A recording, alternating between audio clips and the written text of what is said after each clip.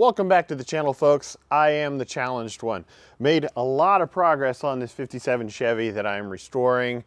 Let me show you so far where we are. Well, I've stripped and painted this entire chassis, put in the frame stiffening stuff. I've converted this whole thing to 4-link with coilovers in the back. Set the engine in place. The whole front suspension is done. If you're wondering, all suspension stuff is CPP and it is 4-link all the way around. This is a Gen 5 5.3 liter engine. So it's I believe an L83 coupled to a 6L80E. I want this car to drive down the road as if it's basically a brand new car with new technology and better gas mileage. The goal with this build is to be able to drive this anywhere across the country and have the reliability of a new vehicle, plus a lot of the creature comforts as well, hence all of that suspension. Of course, overdrive, who doesn't want overdrive? And eventually I'm going to put vintage air in this, so we will also have air conditioning. With the chassis done, it's time to turn to the underside of this car, and I've been working. Obviously, it's sideways now, and that's because I bought myself a new tool. If you guys saw me whenever I was doing the 66 Bel Air, I made a contraption on my trailer to get the body up so that I could do stuff to the bottom of it. Well, it just didn't feel safe at all, and I'm a big proponent of safety, so I spent the money. I got myself a rotisserie and this body is on it. I wheeled this baby outside, I power washed the whole underside of it, twirled it back and forth, trying to get everything that I could that are in these little frame rails out and just make it as absolutely clean as possible. After power washing, I used a wire wheel, went through the whole thing and got it pretty darn clean. This is probably one of the best original floors that you're going to see. Obviously there are some patch panels. Patch panel, those were put in before I ever owned it. Plus there are a few patches in, let's see, in the inner rockers, a little bit on the floor there. But I also had to patch a couple of things here in these cab extensions. Here's another one, put in a piece here. And here's another one right here. I also had some body bolts that had broken off whenever I removed it. So some of them I had to actually cut out the section, get the body bolt out, and then either re-tap it, or if the bolt itself would turn back out, then I was good to go. But I had to do it in 3 different places along the car. Here's another one. After the repairs were complete, I went through and I seam sealed everything that I could do. You'll see this area, this is actually, I had to modify the tunnel in order to fit that 6L80E. I'll talk about that in a different video. I seam sealed everything last night, so it's given it enough time to cure out. So today is the time that we're going to actually coat the bottom of this. And normally I would use engine paint for that, but I bought a long time ago a couple of Eastwood products that I've just had sitting on the shelf. So it's time to break those out and put them on. I hate things going to waste. Might as well use them and see how they do. To give you a little perspective of how good this body was, these are the original quarter panels, and I scraped off the undercoating that was underneath it, and it left this coating of whatever it is, this paint or primer or whatever, that was from the factory. You know, and that's 60 years ago. And it's intact all over the place. Some of this undercoating I could not get off, so I'm just going to leave it, but man, it's good. The Eastwood product that I'm going to use is, I got their Rust Encapsulator Platinum Edition, and I'm going to apply it on the bottom side of this vehicle, just basically one coat with a paintbrush. I've already gone through and wiped down everything, cleaned it as best as I could.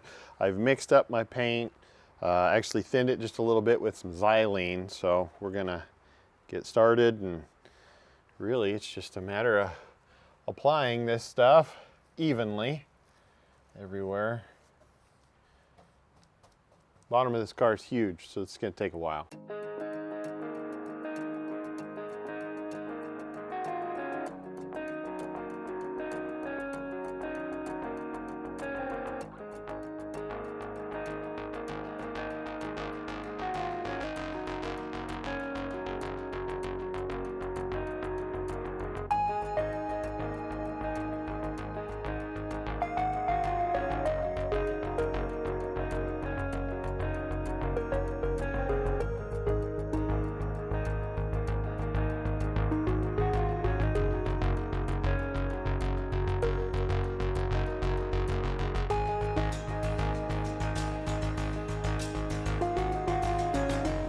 It's been about 5 hours since I've coated everything. It went on really well. That is one coat.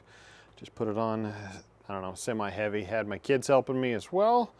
And now it is time to spray the black. And again, a long time ago, I bought this Eastwood Extreme Chassis Black. You know, it's best when it says Extreme. Anyway, I'm gonna be shooting it through a 3M Paint Systems gun. It's nice because you can do it upside down and it has suction on the inside. Just a really nice gun. But let's throw some paint on that body.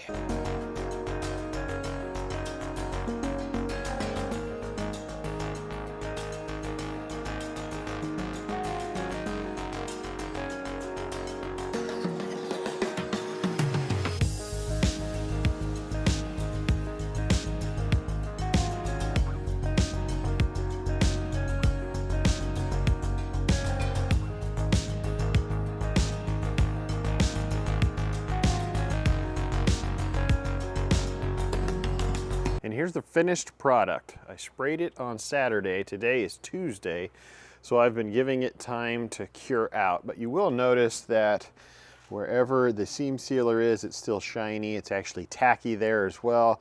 Since all of that stuff is fresh and there's a lot of layers that need to be cured, it takes a little extra time where that seam sealer is, but eventually it'll be the exact same color as everything else. It's probably just gonna take a couple of weeks for it to match it. I am thrilled with how this turned out. I mean, it exceeded my expectations 10 times. Man, it looks good. Can't believe it turned out so well. Even sprayed inside of the wheel wells. The areas within the wheel wells where I scraped off the original undercoating and it wasn't adhering well, I'll go ahead and hit that with a little more rubberized undercoating. That stuff worked really well for the first 60 years. I don't know why it wouldn't work at this point as well. With the help of a plumb bob, I was able to line everything up and the body is officially back on the chassis. And I tell you what, I haven't been able to see what the ride height's going to look like, but it's pretty low.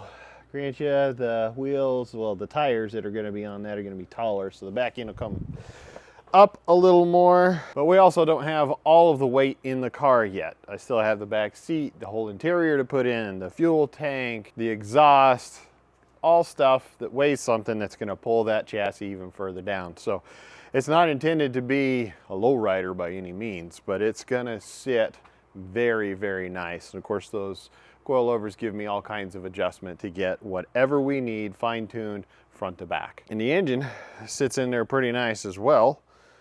So I'm happy with it. We are looking good. With it this far along, I'm actually going to stick a bunch of the stuff back inside of it and tuck it away for later because I need to get back to work on my 68 GMC. Right now it is the middle of February and that GMC is going to C10 Nationals down in Texas this year. May, I don't know, 10th, 11th, somewhere in there. It's the Mother's Day weekend, which I don't know why they always have to do it then, but that's when it is. I'm gonna be there. My cousin Chad, the C10 truck nerd's gonna be there. It's gonna be a blast, but I gotta get back to that project. Why don't you guys go ahead and comment down below, Garrett, why are you spending so much money on a four-door 57 Chevy? And there's a good reason for that. I have a family. And how many people that have a family drive their primary vehicle and it's a four-door? Come on, guys.